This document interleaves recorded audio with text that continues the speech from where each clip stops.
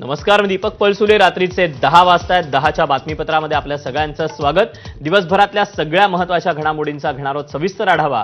पण बुलेटिनची सुरुवात करूया राज्यभरात बरसत असलेल्या मान्सूनपूर्व पावसाच्या बातम्यांनी. राज्यभरात अनेक ठिकाणी जोरदार पाऊस सध्या बरसतोय. मुंबईसह कोकण, मध्य महाराष्ट्र, मराठवाड्यात पावसानं हजेरी लावली आहे. मे महिन्यात झालेल्या दमदार पावसाच्या एंट्रीमुळे नागरिकांची तारांबळ उडाली. मुंबईसह उपनगरातही विजेच्या कडकडाटासह पाऊस सुरू झाला. उकाड्यानं हैराण झालेल्या मुंबईकरांना या पावसामुळे मोठा दिलासा मिळाला. अंधेरी सबवेमध्ये 3 ते 4 फूट पाणी भरलंय. पुण्यात गेल्या 2 दिवसांपासून जोरदार पाऊस बरसतोय, त्यामुळे सखल भागात पाणी साचलंय. तर तिकडे कोकणात रत्नागिरी, पश्चिम महाराष्ट्रात सातारा, सोलापूरसह वर्ध्यातही मान्सूनपूर्व पाऊस बरसला.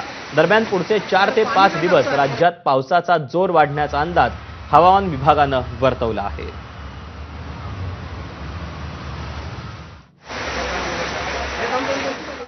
तिकडे पुणे शहर आणि उपनगरामध्ये संध्याकाळपासून झालेल्या जोरदार पावसामुळे जनजीवन विस्कळीत झालं. मुसळधार पावसामुळे अनेक भागात पाणी साचल्यानं वाहतुकीवर मोठा परिणाम झाला.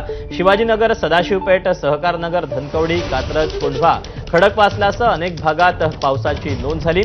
अचानक आलेल्या मुसळधार पावसामुळे नागरिकांना फटका बसला. या पावसाचं पाणी काही घरांमध्येही शिरलं. मुसळधार पावसामुळे पुण्यातील रस्त्यांना नदीचं स्वरूप प्राप्त झालं होतं.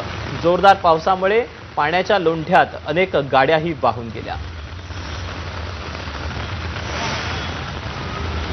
पुण्यातील मित्रमंडळ चौकातून मिकी घई आपल्यासोबत आहे. मिकी, सध्या पुण्यातल्या पावसाची काय नेमकी